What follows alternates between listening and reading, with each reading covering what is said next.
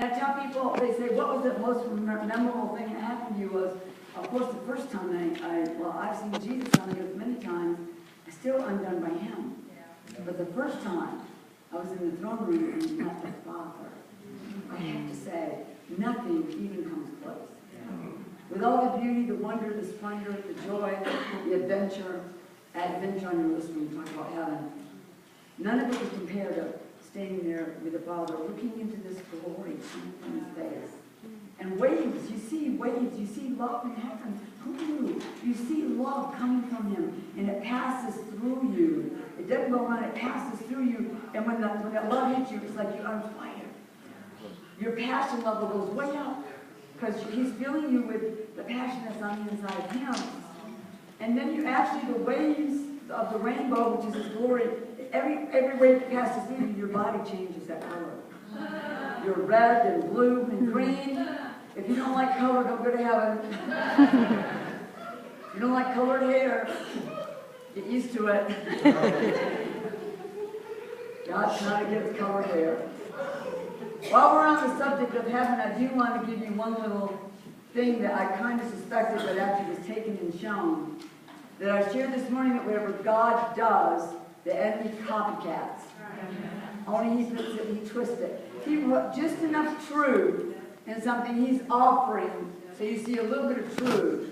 And if you're weak-minded, don't know anything about the spirit realm, don't really have a solid relationship, intimate relationship, he can actually fool many people. And he has created his own mock heaven and mock hell. Because see, we've become very dangerous. The ones who are taken up to heaven, and it brings you hope. It changes the way you think about you, about God, about eternity. And the enemy had to do something because it was causing a lot of problems. So he actually, because he does have power, he's the prince of power, the area is power, and whoever's willing to receive what he's offering, he'll fool them. And he can even make you believe that he is an angel from God. He can make you believe that this is a beautiful place called heaven, although it's nothing compared to what. He'll only show them a little piece of it and let them meet Mother Mary.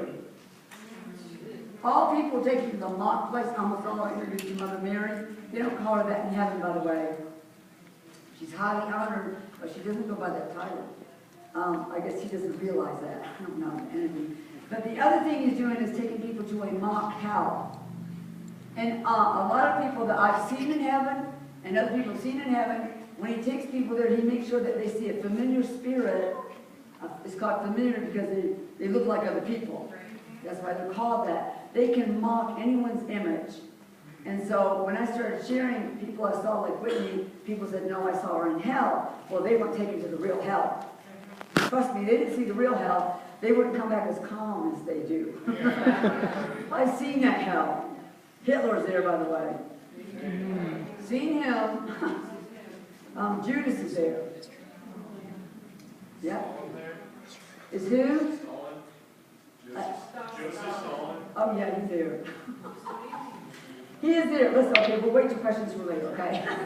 People love questions. But I have seen Whitney Houston there. I've seen John Wayne. I've seen Elvis.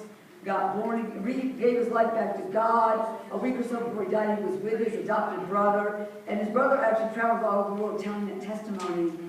And I was recently at Graceland, and the Holy Spirit said, you're going to find out how he kind of was in there.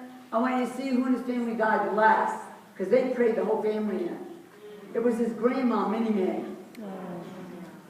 And so I saw Elvis's twin brother. How many people knew he had a twin brother? How many people didn't know? Yes, he did.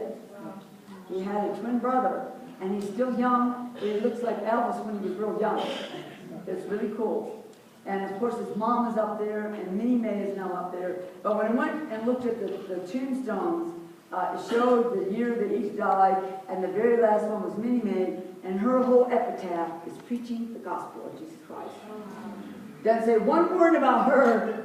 It says, to those who received the blood of the Lamb.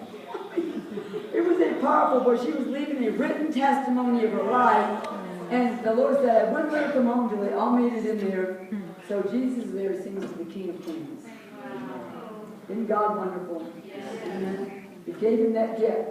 So, okay, the sun's down now. So let's show some illustrations. When he